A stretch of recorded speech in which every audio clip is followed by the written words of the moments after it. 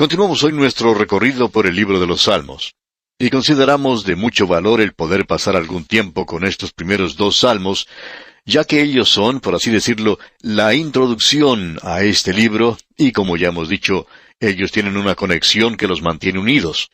No están sin relación, y los salmos están en general arreglados en cierto orden definido. Creemos que esa es una de las cosas que más se nota en este libro. Tienen un orden sistemático, no han sido colocados en un orden sin sentido. En el primer salmo tenemos en realidad al hombre perfecto, al hombre feliz. Lo consideramos un salmo mesiánico, aunque no es citado como tal en el Nuevo Testamento. Ahora, cuando llegamos al Salmo 2, vemos que este es verdaderamente un salmo mesiánico. Así es citado en el Nuevo Testamento. Es citado en unos 7 lugares diferentes en el Nuevo Testamento, y uno puede encontrar citas de este salmo en el libro de los Hechos de los Apóstoles, capítulo 4, también en el capítulo 13 del mismo libro de los Hechos, allá en la Epístola a los Hebreos, capítulo 1, y referencias al salmo en el libro de Apocalipsis, capítulos 2, 12 y 19. Esas son 7 referencias bien definidas en el Nuevo Testamento a este Salmo 2. Así es que lo podemos llamar en verdad un salmo mesiánico. Es uno de los 16 salmos que son verdaderamente mesiánicos. Pero como ya hemos indicado anteriormente, creemos que todos los salmos hablan de él. Este libro de Salmos es en realidad un himnario y todo es acerca de Cristo. Así es que en el Salmo 1 tenemos al hombre perfecto, al hombre feliz. Pero en el Salmo 2 tenemos al hombre en rebelión. Vemos a toda la humanidad en rebelión contra Dios. ¡Qué cuadro del libro de Génesis el que tenemos! Y esta es la sección de Génesis del libro de los Salmos. El hombre fue creado perfecto, el primer Adán en el jardín de Edén. ¿Y qué ocurrió? Él se convirtió en un hombre rebelde, huyó de Dios. Ya no busca a Dios, sino que trata de apartarse de Él. No tiene capacidad para Él. Vemos ahora que los hijos de Adán, la humanidad, si se nos permite, se encuentra en este Salmo 2. El Salmo 2 ha sido llamado el drama de las edades. No solo ha sido llamado eso, sino que contiene una declaración decisiva en cuanto al resultado de los hechos y las fuerzas que están en operación en la actualidad en el mundo. Este salmo está separado aquí no tanto como uno separaría un drama o una representación teatral, sino como un programa de televisión. Aquí uno tiene una cámara en la tierra y otra cámara de televisión en el cielo. Eso es algo bastante dramático, ¿verdad? Porque en nuestros propios días hemos podido apreciar una cámara de televisión en la luna. Pudimos ver fotos de la luna, y eso es algo muy emocionante. Y también pudimos apreciar algunas fotos enviadas desde el planeta Marte por un artefacto mecánico que aparentemente está rotando alrededor de ese planeta. Eso también es muy emocionante. Pero aquí tenemos una cámara de televisión en la Tierra y otra en el cielo, y el programa se desarrolla de la siguiente manera. En primer lugar, tenemos que el hombre, la humanidad, se presenta ante la cámara y entonces podemos observar lo que ocurre a través de la cámara de televisión que está en la Tierra. Tenemos a este pequeño hombre representando su parte, como Shakespeare lo dijo, pequeño hombre que se pavonea en su diminuta actuación en el estrado de la vida y luego desaparece. Aún las personas no permanecen aquí por mucho tiempo. 70 años es aparentemente un buen lapso para cualquier persona en este mundo. Y en realidad la humanidad no ha estado en este mundo, en esta tierra, por mucho tiempo. La humanidad es, podríamos decir, algo que ha llegado un poco tarde a la escena. El hombre realiza su pequeña representación y la cámara de televisión en la tierra se apaga. Se enciende ahora la cámara de televisión en el cielo, y Dios el Padre tiene algo que decir. Luego la cámara se mueve hacia la derecha de Dios y allí enfoca al Hijo de Dios, quien también dice algo. Luego la cámara de televisión en los cielos se apaga y se enciende una vez más la cámara en la tierra. Y la última palabra es dada de parte de Dios por el Espíritu Santo en la tierra. Y Él da una palabra de advertencia y de llamado a la humanidad aquí en este mundo. Ahora, con esto en mente, miremos este programa de televisión. Se enciende la cámara de televisión en la tierra y la humanidad está en escena y es hora para que la humanidad represente su parte. Ahora, ¿llegará la humanidad a ser una persona noble en su relación con Dios? Bueno, observemos. Leamos el primer versículo de este Salmo 2. ¿Por qué se amotinan las gentes y los pueblos piensan cosas vanas? Vemos aquí que las naciones del mundo se reúnen y sus gentes, las multitudes, se están congregando y ellos piensan cosas vanas. En realidad esta palabra vano quiere decir vacío. Cualquier cosa que los haya reunido a ellos en este gran movimiento de protesta nunca llegará a cumplirse. Está completamente vacío. Todo es producto de un sueño que nunca será realidad. Pues bien, veamos lo que es. Veamos el versículo 2 en su primera parte. Se levantarán los reyes de la tierra, y príncipes consultarán unidos. Ahora este es un movimiento de protesta bastante diferente. No es producto de algún grupo minoritario, sino que proviene de un grupo ya establecido. Aquí se encuentran los reyes, los gobernantes políticos, y los príncipes que aquí se menciona son los guías religiosos. Todos ellos aquí están unidos al unirse la política, la iglesia y la religión. Ahora, ¿qué es lo que los reúne a ellos en esta ira y furor tan grandes y esta cosa vacía? Pues lo alarmante es que se reúnen contra Jehová el Señor y contra su ungido. Ahora ellos están unidos contra Jehová y contra el Mesías porque esa es la palabra que utilizada. Y esa palabra Mesías, que se llevó al Nuevo Testamento en el griego, es Cristas. Y nos llega en nuestro idioma castellano como Cristo. Aquí pues tenemos un gran movimiento, un movimiento mundial contra Dios y contra Cristo. La pregunta siempre ha sido, ¿cuándo comenzó este movimiento? Pues bien, este movimiento comenzó hace más de 2000 años, se nos dice allá en el capítulo 4 del libro de los Hechos de los Apóstoles.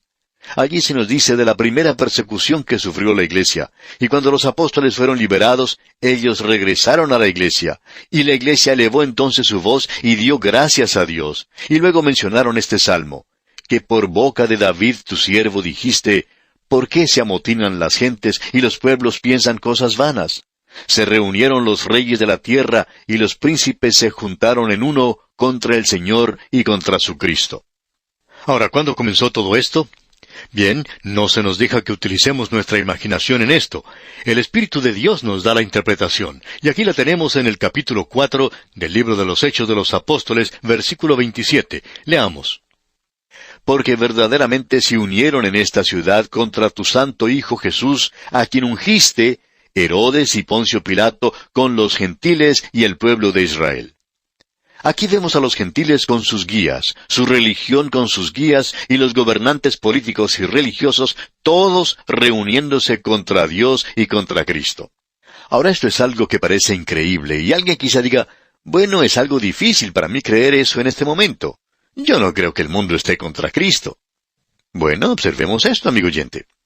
Este movimiento comenzó cuando Herodes y Poncio Pilato se hicieron amigos, y por primera vez los gobernantes religiosos y Pilato se pusieron de acuerdo, y Jesucristo fue clavado en una cruz. Eso inició el movimiento que creció de tal manera que llegó a nosotros a través de los siglos, y que finalmente culminará en un poderoso crescendo sobre esta tierra, una rebelión gigantesca de todo el mundo contra Dios y contra Cristo. Muchos de nosotros creemos que encontrará su punto final durante el tiempo de la gran tribulación, después que la iglesia haya sido llevada, quitada de este mundo. Y eso es un poco difícil de creer para la gente en la actualidad. Nosotros podemos decir, gracias a la información que tenemos en este libro, de la dirección que está siguiendo este mundo, que debemos utilizar muchos detalles aquí para aclarar todo esto. Pero quisiéramos añadir aquí que el mundo en la actualidad no está opuesto a un Cristo, a un Jesús liberal. El Jesús del liberalismo nunca vivió y creemos que eso lo podemos probar porque no tenemos ninguna información de él. El Jesús del liberalismo no nació de una virgen, no hizo ninguna clase de milagros, tampoco murió por los pecados del mundo y no resucitó de la tumba. El único Jesús que vivió está mencionado aquí en la palabra de Dios, y Él tuvo un nacimiento virginal, Él hizo milagros, Él murió por los pecados del mundo y se levantó nuevamente de la tumba para nuestra justificación. Ahora ese es el único Jesús del cual tenemos documentación histórica. Pero el Jesús del liberalismo es un producto de la imaginación. Él es el Jesucristo superestrella y toda esa clase de cosas que agrada al hombre del mundo. Pero al Jesús de la Biblia, ellos no están preparados para aceptarlo aún. El día de hoy tenemos a grandes naciones que están edificadas bajo una política, una filosofía de ateísmo que no es simplemente neutral, sino que es un ateísmo activo, una oposición contra Dios, y eso es fuera de lo común. Y es algo que se desarrolló durante nuestra época, por lo menos durante los días de muchos de nosotros, y son ateas. Las grandes naciones del pasado nunca fueron ateas, ellas fueron naciones politeístas, es decir, adoraban a muchos dioses, pero nunca fueron ateas. Existe ahora una oposición activa contra Dios y contra Cristo. Ahora usted me pregunta, ¿y cómo es eso? ¿Cómo lo podemos demostrar? Bueno, aquí lo tenemos. Leamos el versículo 3 de este Salmo 2. Rompamos sus ligaduras y echemos de nosotros sus cuerdas. Bien, Dios ha puesto ciertas ligaduras sobre la humanidad. Quisiéramos mencionar algunas de ellas. El matrimonio es una. Los hombres en la actualidad están tratando por todos los medios a su alcance de librarse del matrimonio. Dios no lo dio simplemente para los creyentes, sino que Él dio el matrimonio para toda la humanidad, para el bien de ella. Él no lo dio simplemente para herir a la humanidad. Fue Dios quien los hizo varón y mujer, y creó en ellos un amor del uno para con el otro. Cuando Dios creó a la mujer, ella fue creada para ser una ayuda idónea para el hombre, y eso quiere decir que ella es la otra mitad de él, para que respondiera al hombre, para que éste fuera completo. Fue Dios quien trajo esa relación maravillosa de amor a este mundo. Pero en la actualidad, los hombres quieren librarse de esta obligación del matrimonio. Rompamos sus ligaduras y echemos de nosotros sus cuerdas, dicen. También en la actualidad quieren librarse de los 10 mandamientos. Quieren quitarse de encima las leyes de Dios, leyes que protegen la vida humana y que protegen la humanidad y que considera que hay algunas cosas que son sagradas. Dice que algunas cosas son correctas y que otras están equivocadas, están mal. Contra eso es que los hombres se están rebelando. ¿Qué es lo que Dios va a hacer en cuanto a esto? Bueno, esa cámara de televisión se apaga ahora. Esta es una cosa terrible la que está teniendo lugar en la tierra. Amigo oyente, este es un mundo malvado en el cual usted y yo vivimos. ¿Qué es lo que sucede entonces? Bueno, leamos el versículo 4 de este Salmo 2. El que mora en los cielos se reirá. El Señor se burlará de ellos.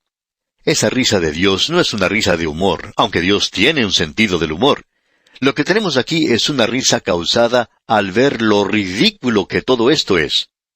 Pues imagínese usted a este pequeño hombre osando rebelarse contra Dios, presentándose ante Él y sacudiendo su puño contra el cielo y diciendo a Dios que salga a pelear contra Él. Y Dios se ríe. Es tan ridículo, amigo oyente, esta pequeña e insignificante humanidad aquí abajo, no interesa quién sea, puede dárselas de muy importante y usar palabras grandes tratando de inflarse y soplar para poder derribar la casa. Pues bien, hay muchos de esos seres inflados por todas partes en el presente, pequeños hombres que están hablando de su oposición contra Dios, y ellos están haciendo eso, pero no van a durar mucho.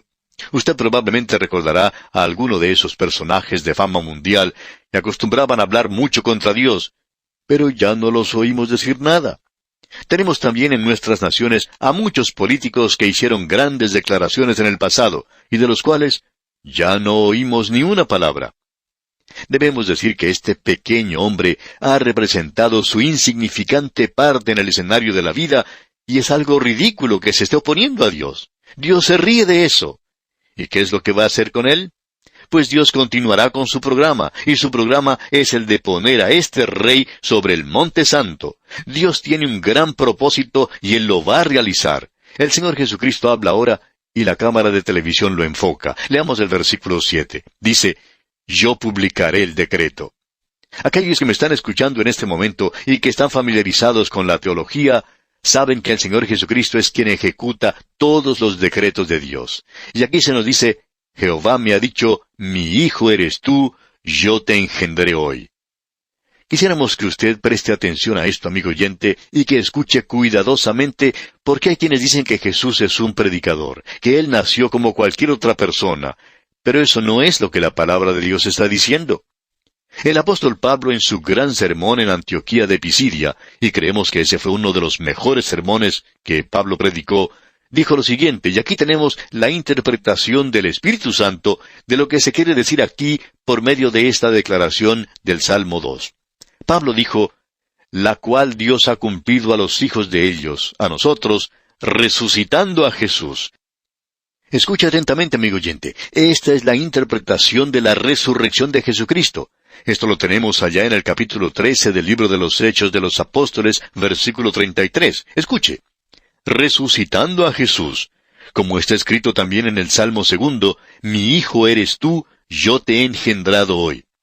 Ahora, ¿lo engendró en su nacimiento en Belén? No, amigo oyente, él no está hablando de eso. Lo engendró sacándolo de la tumba de José en la resurrección. De eso es de lo que está hablando aquí. No tiene ninguna otra referencia a lo demás. Y volviendo ahora al Salmo 2, leemos en el versículo 8, Pídeme y te daré por herencia a las naciones, y como posesión tuya los confines de la tierra. Y este no es un texto misionero a propósito. No tiene ninguna referencia al programa misionero de la actualidad, porque nos podemos dar clara cuenta de lo que él está diciendo en realidad. ¿Cómo tomará él posesión de las naciones del mundo? ¿Predicando el Evangelio? No, amigo oyente. Escuche lo que dice aquí el versículo 9. Los quebrantarás con vara de hierro, como vasija de alfarero los desmenuzarás. Esa es la manera en que él regresará por segunda vez a la tierra para apagar la rebelión. Ahora a la gente no le gusta eso, pero usted puede leer en el capítulo 19 del libro de Apocalipsis. Él vendrá a hacer la guerra. Ahora alguien quizá diga, bueno, yo pensaba que él era el príncipe de paz. Amigo oyente, para poder hacer paz en esta tierra, hay que apagar toda la rebelión, y eso es lo que él va a hacer. Creemos que esto es algo práctico, es simple y básico, y lo podemos comprender muy bien ya que pone el dedo en la llaga. De la única forma en que usted podrá apagar una rebelión en este mundo es que Él venga y se haga cargo de todo. Él los castigará. Aquí dice que Él será quien haga eso. No me pida que yo presente disculpas por eso, amigo oyente. Ahora el Espíritu Santo es quien habla en el versículo 10 y dice, Ahora pues, oh reyes, sed prudentes. Admitid amonestación, jueces de la tierra. Sus mensajes siempre han sido dirigidos a los gobernantes de este mundo. Al comienzo con Faraón en Egipto, cuando José era su primer ministro. Daniel fue el primer ministro de Nabucodonosor en Babilonia, y más tarde lo fue de Ciro, rey de Persia.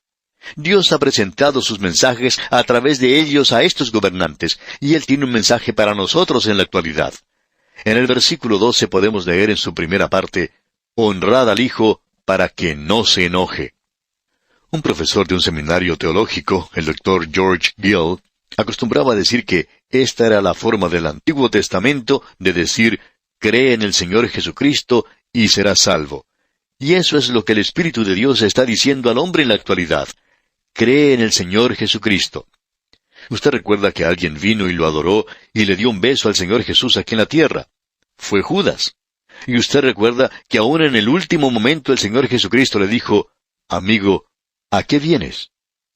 Él le podía decir a Judas, tú has cumplido con la profecía, quizá has sido predestinado a traicionarme, pero no has sido predestinado a perderte.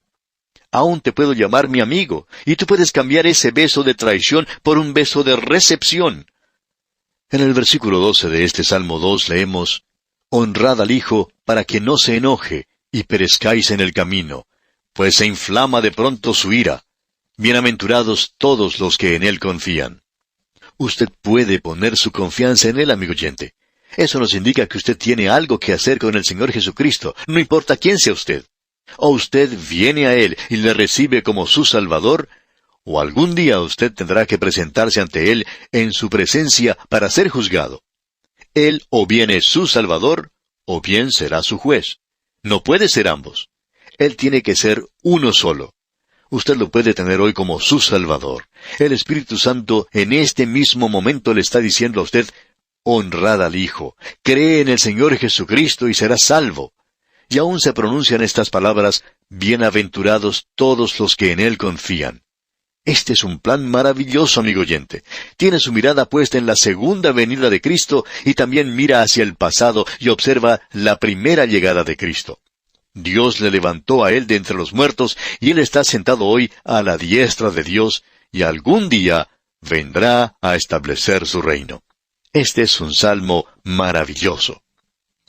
Amigo oyente, estamos ya al final de este programa, pero no deseamos concluir sin antes invitarle una vez más a que usted tome el paso decisivo de aceptar en este momento a Cristo Jesús como su Salvador personal. El Señor Jesucristo está esperándole con los brazos abiertos. Él desea darle la salvación. Él ya ha tomado el paso inicial, pero usted tiene que tomar el paso decisivo. Usted tiene que acudir a Él. Usted tiene que acercarse a Él y decirle, Señor, ven a mi corazón, entra en Él, sálvame.